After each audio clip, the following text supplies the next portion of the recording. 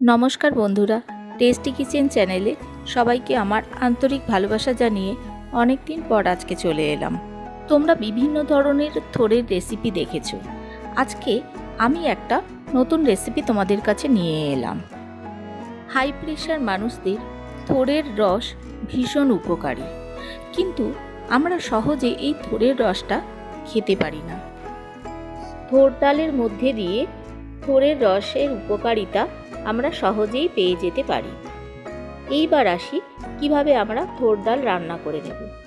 সবার প্রথমেই থোড়গুলোকে খুব কুচি কুচি করে কেটে নেব। এরপর একটা কড়ার মধ্যে বেশ কিছুটা পরিমাপ জল আমি গরম হতে দেব। জলটা একটু ফুটতে শুরু করলেই তাতে 1 কাপ মসুর ডাল বেশ ভালো করে ধুয়ে নিয়ে জলের মধ্যে দিয়ে দিতে হবে।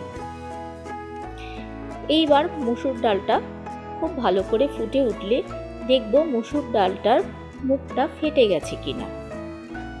দেখো বন্ধুরা, ডালটা ফুটতে শুরু করেছে। এই ডালটা ফুটতে ফুটতে দেখো উপরের দিকে একটা গাজা তৈরি হবে। আমরা হাতার সাহায্যে আস্তে আস্তে এই গাজাগুলোকে আগে বাইরে ফেলে দেব। এই গাজাটা ফেলে দিলে ডালটা বেশি পরিষ্কার লাগে।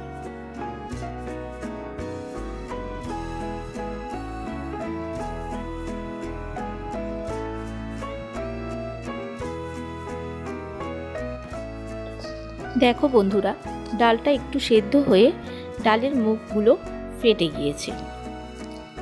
এই রকম অবস্থায় আমরা কুচানো থোড়গুলোকে একটু হাতের সাহায্যে ভেঙে নিয়ে ডালের মধ্যে দিয়ে দেব।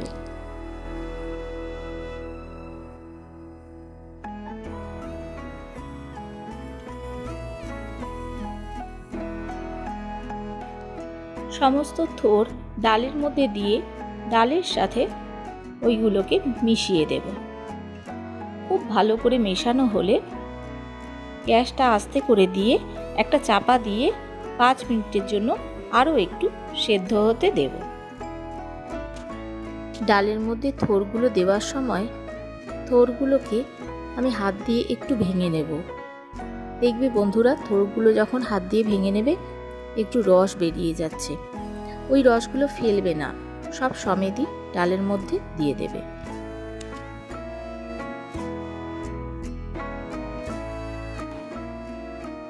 দেখো বন্ধুরা, ডালটা আরও একটু সেদ্ধ হয়ে গিয়েছে। যখন দেখব ডাল আর থোড় খুব ভালো করে সেদ্ধ হয়ে একটু গায়ে গায়ে লেগে গেছে, তখন গ্যাসটা বন্ধ করে দেব।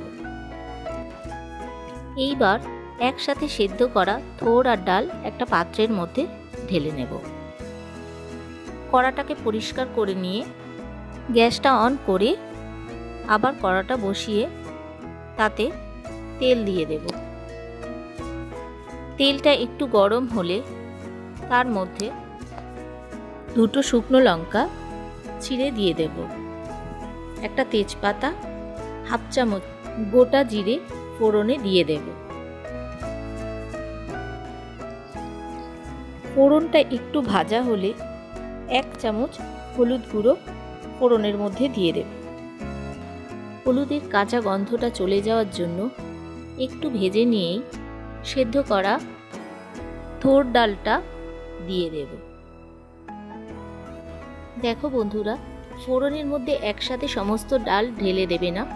প্রথমে একটু দেওয়ার পর তারপরে সমস্ত ডালটা ঢেলে দেবে, তাহলে ঝাঁঝটা প্রথমে পুড়ে যাবে, হাতে খুব বেশি গরম লাগবে না। এইবারে ডালটাকে খুব ভালো করে নাড়াচাড়া করে একটু গাঢ় হয়েছে মনে হলে অল্প পরিমাপ জল দিয়ে দিতে পারো। আমি এখানে 1/2 কাপের মতো জল অ্যাড করেছি, কারণ ফুটে উঠলে ওই 1/2 কাপ জল আবার শুকিয়ে যাবে।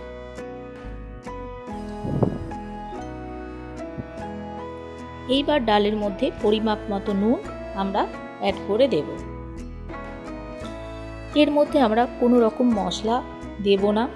ডালটাকে খুব ভালো করে ফুটতে দেব।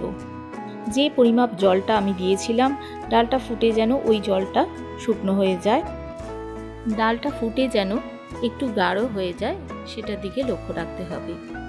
তোমরা মনে করলে বন্ধুরা এখানে 1 চামচ চিনিও অ্যাড করতে পারো, আমি এখানে চিনি ব্যবহার করিনি। আমার চ্যানেলে নতুন বন্ধুদের জন্য অনেক ভালোবাসা রইল।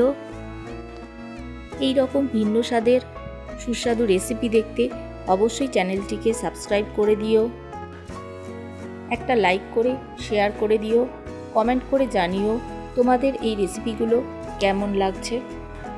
বেল অপশানটি অন করে রেখো, আমি যখনই নতুন কোনো ভিডিও দেব তোমাদের কাছে অনায়াসেই পৌঁছিয়ে যাবে। আর আমার চ্যানেলের পুরনো বন্ধুদের জন্য আমার অনেক ভালোবাসা রইল। তোমরা যেভাবে আমাকে সাপোর্ট করে যাচ্ছ এইভাবে সাপোর্ট করে যেও, তাহলে আমি নতুন নতুন ভিডিও দিতে আরও ভরসা পাবো। আমি এখানে এই ডালটা রুটির সাথে সার্ভ করেছিলাম, তোমাদের মনে হলে ভাতের সাথে যে কোনো কিছুর সাথে খেতে পারো, খুবই সুস্বাদু খেতে হয়। একবার রান্না করে দেখো, খুব ভালো লাগবে।